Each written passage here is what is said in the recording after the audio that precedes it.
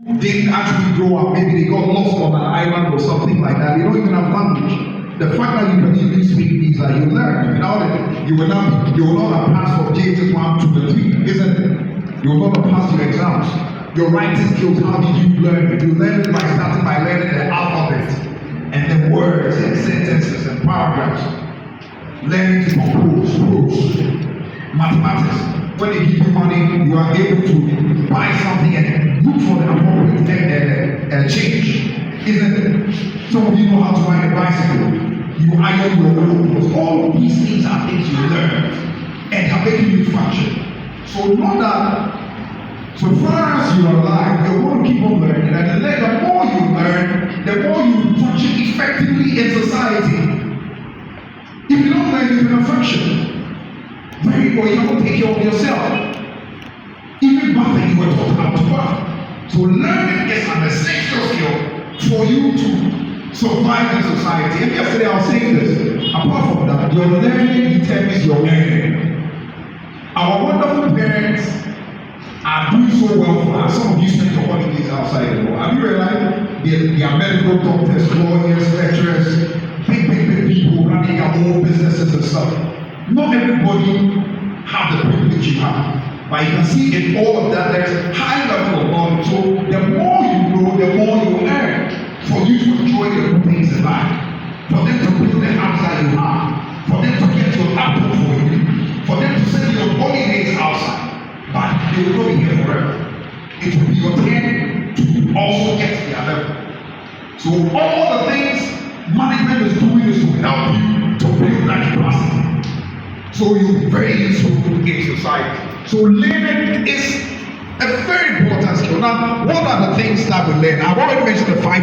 We have already mentioned the five senses and how we receive information, we process it with our mind. So we will deal with the role of the mind in learning.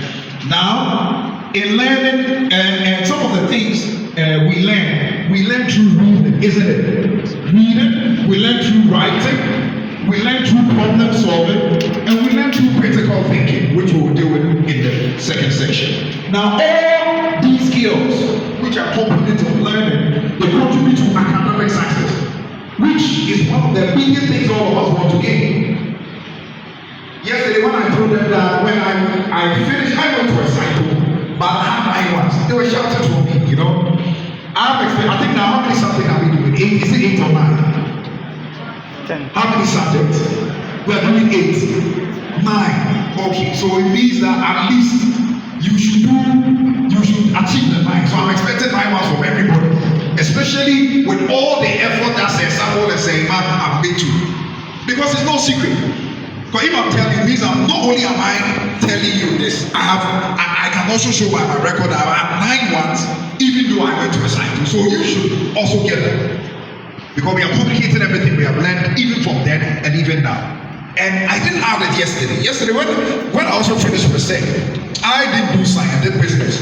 When I finished, I was the 4th best business student in the whole Ghana. So not only have I learned this is something I live, it is my passion to communicate that to you. And I think that is one of the first aspirations, academic success. To have a record that shows that I have this number of lives, so that you, in terms of the Hall of Fame of your colleagues who have gone to the wonderful schools and are there, you will also be there. For a younger brother or sister to come and see you and say, I came, I saw your name there. Now you went to Pesco, you went to St. Joseph's or Wesley Hills or Holy Child or Archbishop Walter Hills and all. So this should help you achieve academic success, which all of us want to achieve. And even beyond that, to live your life very well. Because academic success is not the only thing. After that, you are going to continue secondary school, learn to sign general and personal and finish very well and go to the university. So I'm expecting that all of us here, unless you choose, even if you want to be educated, the university should be your benchmark. At least finish your university before you can do your own business, or you want to be from your own hospital or anything like that. So the university should be. And you need this effective study skill to help you get there. And I'm glad your teachers already have teaching you. So what we're doing is just adding 2 ways to help you. Learning helps you become social skills. Isn't it? Because now you've learned so when you see your police, you're not going to run away. At least you can speak good English, you can speak your local language, you can communicate with your police. Your police are not going to teach you or something like that. You do a lot of reading on your own. So if we are discussing a story, you can also participate in the discussion. Because people who know think they are superior to those who don't know. And even in the Bible, Job said that I am not inferior to you because what you know, I know.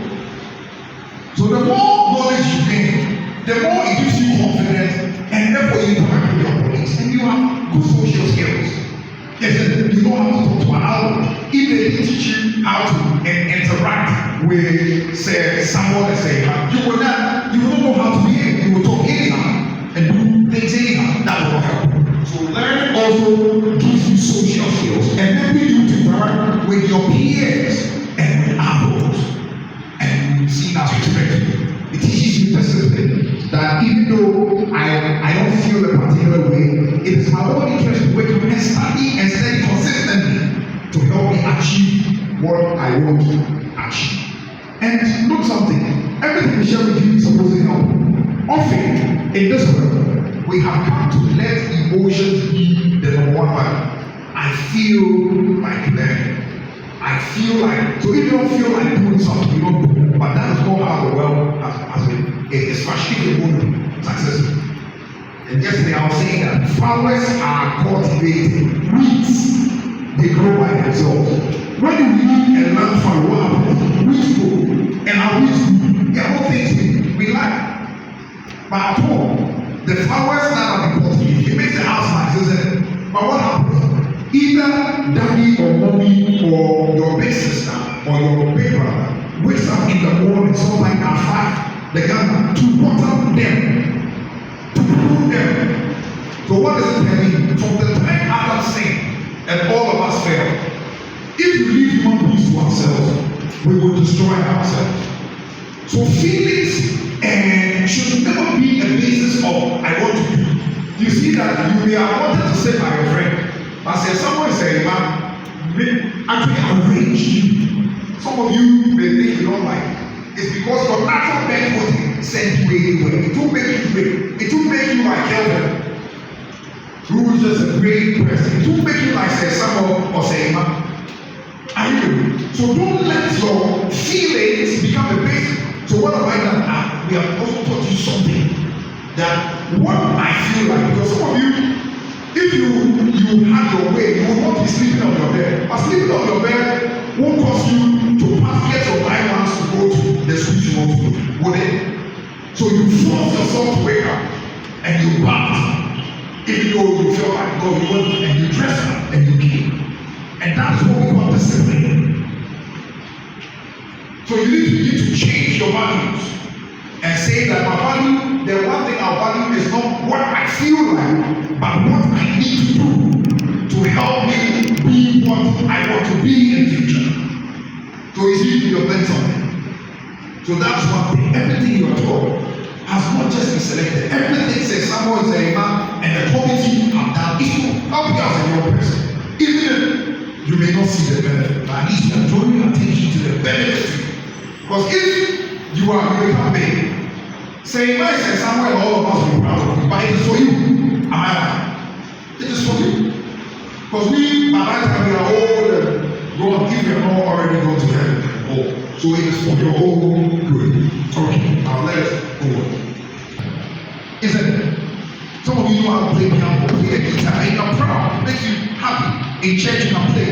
On Sunday, when you're playing, and you're a young person playing the piano at church, your colleagues are proud of you. Your sister sees you and you're proud. You know how to play a piano, you know how to sing, you know how to do this, and it adds more value to you. So you see, we learn knowledge, we learn skills, we learn competences. And we can learn this through several ways. A formal one, like the way we are in school, at home you learn from your parent, or even after the class, when you go and see, say, man can give you an advice. If you cultivate it, it makes you talk. Say, someone will tell you one idea, which you brought inside. You take it, and then it makes you better. Even the piano, it can tell you when you're playing, relax and do. Then you see, every time you're going up, doing very well. So, learning is a lifelong process. We learn all the time. Now, the second definition definition says that, and this is by UNESCO, United Nations Educational and Scientific and Cultural Organization, and this is OECD, which is an organization of the Western countries, not America, USA, Canada, we are talking about Norway, Finland, the Scandinavian countries, and Europe entirely. And these are places, Switzerland is actually places where some of you have spent your holiday or want to go on holiday. This is how they define it. It is a process. The other thing understands the process. So learning just the science is a process. You get it? It's a process where you have to pick your book. You need to know writing. See, we are writing. You need to organize the books. You need to think. Isn't it? You get your books, you get your jotter, you are doing a lot of thinking, you are listening to your teachers, you are reading on your own, you are researching. So one is a process, two which you acquire. Again, what we have said, knowledge, skills, attitudes, competences, and apply. The other dimension is that learning is not for the sake of just learning. Learning is for what? Application. Learning is for what? When you learn to play the piano, you learn it to do what? To play the piano. When you learn to read, you learn it so that you can read on your own. Say, if I say someone will tell you, our old great-great-grandparents, when they even buy medicine or something, they will call you and say, Percy, grandmother can't get mommy. Now you can read on your own. Do you need somebody to read for? So you see, the fact that you were taught, now you can read your famous fight and it brightens the different kinds of storybooks, study your material on your own without needing somebody. Our great-grandparents, they had Bibles, but they didn't know how to read. They had to let somebody come and read for them. So let's take note. Everything you learn is for a purpose, is for application. So that's one key thing you should learn. Learning is not for the sake of itself. Learning is to, like we said, make you better, for you to apply it to make your life easier. So it is for application. And apply knowledge and apply the skills. And then you see what I want to taught you attitudes. So now your attitude towards feelings is that I won't let my feelings lead me. Because my feelings won't help. Things can't fail. Feelings are not a good guarantee. So sometimes, even if you feel tired, you need to sit and study. Maybe after 30 minutes or 1 hour, you can relax. Even though you want to play video games for about 3 or 4 hours, that is not the best for you. So you play for 30 minutes, cut it off, and go and study. You go by your timetable. You don't let your feelings lead you anymore. And that is what we call discipline. Are you ready? So knowledge is for application. Everything you are learning will help you. And yesterday I made the point that you see, some of the things you are learning now you don't see the relevance.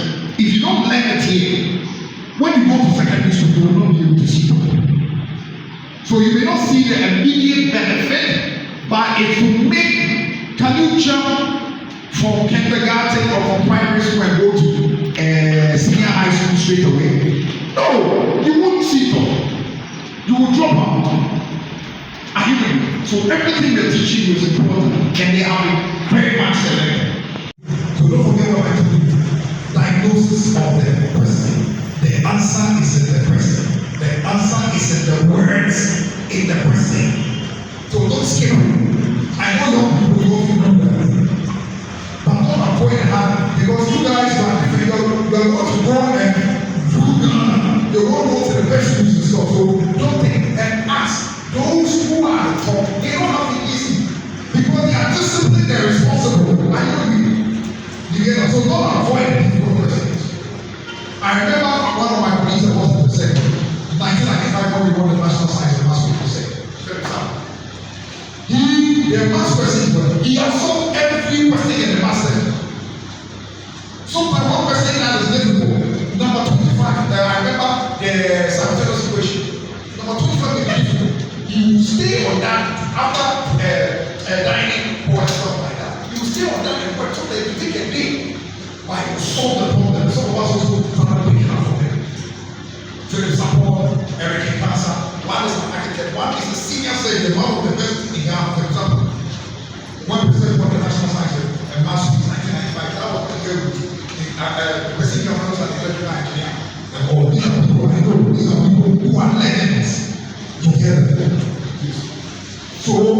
need this critical ability.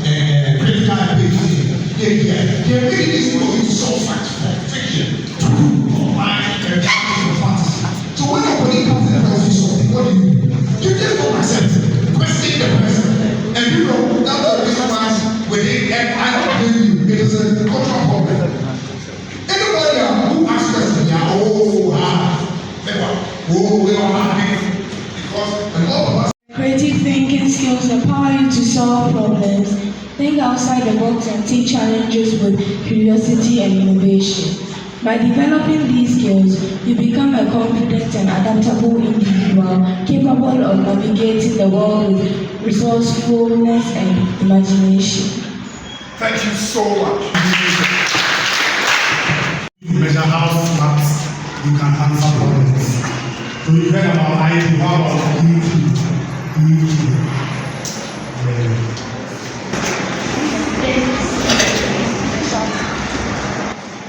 Yes, so that has to do with your emotions. So it's emotional emotions. What do you think I mean by this? Just an idea. There isn't any wrong or right answer. Adam is emotionally intelligent. What does it mean?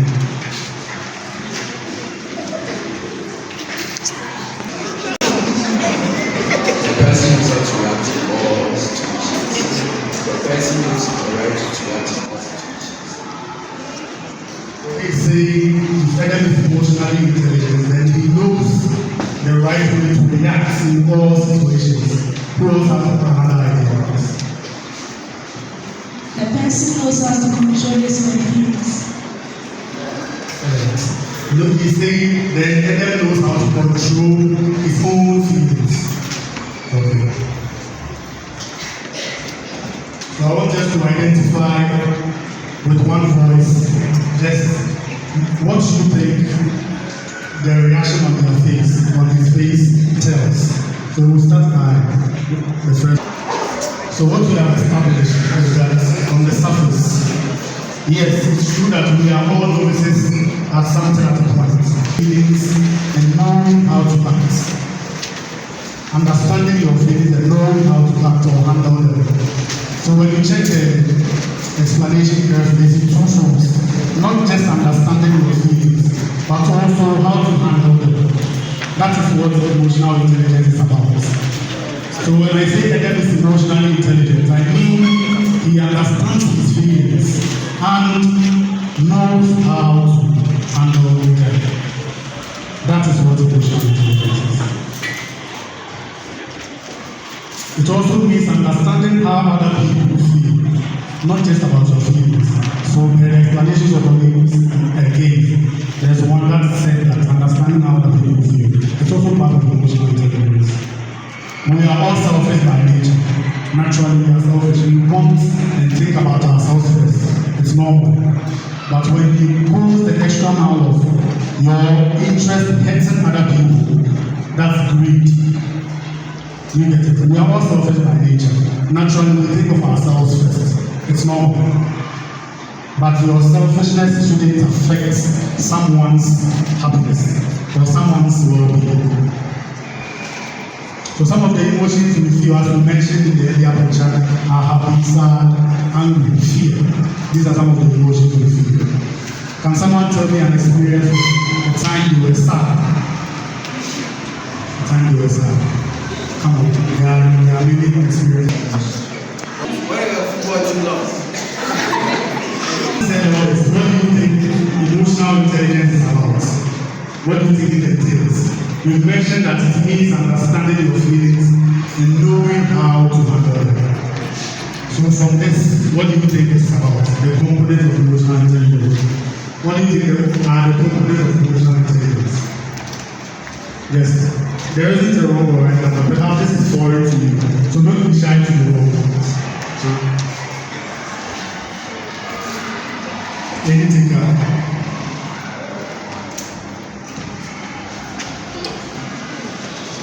Happiness.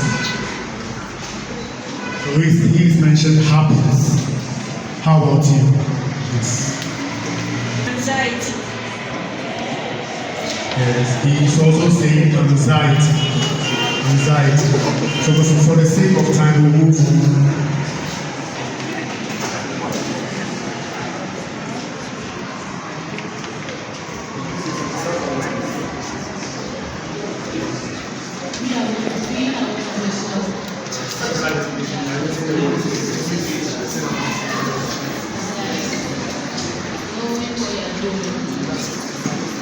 Knowing what you are doing. So self-awareness, which is the first component of emotional intelligence, means knowing what you are feeling.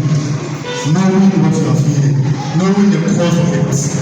Yesterday, your junior colleague mentioned that he was running and he fell and he got angry. I asked him why he was angry. He said he doesn't know. He doesn't know why he was angry, but he just felt anger. Self-awareness means knowing what you are about. Understanding yourself is very important. It's why in the first session of this, I started by talking about the 4 personalities. It's very important to know yourself. Very, very important. Knowing and not needing is better than needing and not knowing. Tangible things are fine, but intangible things like emotions and knowledge, no one can take away from you. So when you know something for your own good, no one can take it away from you. When say we should teach you something, you cannot take it back. You have absorbed it already, it's gone. You cannot take it away from you again. Self-awareness, knowing what you are feeling, knowing the cause of it. The second is self-revelation. I want to hear your thoughts. Self-revelation. Knowing what in the woman confused him and disturbed him with something he didn't care about. And so he got angry. But knowing that his anger is usually extra, he just walked out of the room so as to not do anything silly. He knows himself, so he controls himself by walking out. That's also my go-to. When someone makes me angry or something makes me angry, I usually remove myself from the situation so as to not make any silly questions or any silly reactions. That's how I also react. How do you react when you're angry? How sad? How do you react when things don't go your way? In the 2006 World Cup final, Zinedine Zidane, you may know, headbutted Marco Materazzi for who knows what. He didn't react, he didn't control himself. He played into Marco Materazzi's space by him making him angry. He just headbutted him and he got red carded and it cost France the World Cup 2006 and ultimately the Ballon d'Or. Because in that year, Zidane was arguably the best player in the world. But because of that very incident, it was given to someone else. Self-regulation, knowing how to react to our situations, to our emotions is very, very important. Empathy. How do you understand empathy? Sharing your experience. Who's your friend here? Who's your best friend? When you learn Isa, you see empathy, the third component of emotional intelligence. And the last one is social skills. Social skills. Skills that helps one in socializing with others, help in socializing with the community, society, So in the next one, I want you to read. She has spent hours making it look perfect, but just as she was about to finish, her younger brother ran into her room and accidentally knocked out the paint water right onto her work. Afi felt a wave of anger rise up. Her face got hot and she wanted to yell, but instead of shouting, she took a deep breath, walked away from the table, and sat quietly for a minute. After calming down, Afi said to her brother, "I'm really upset because I worked hard on this, but I know it was an accident. Let's clean this up together." Sentence in the extracts. When Afi was angry, she showed self-awareness. She knew how she felt. Then, self-regulation. She sat on the sofa and relaxed for a minute before confronting his brother.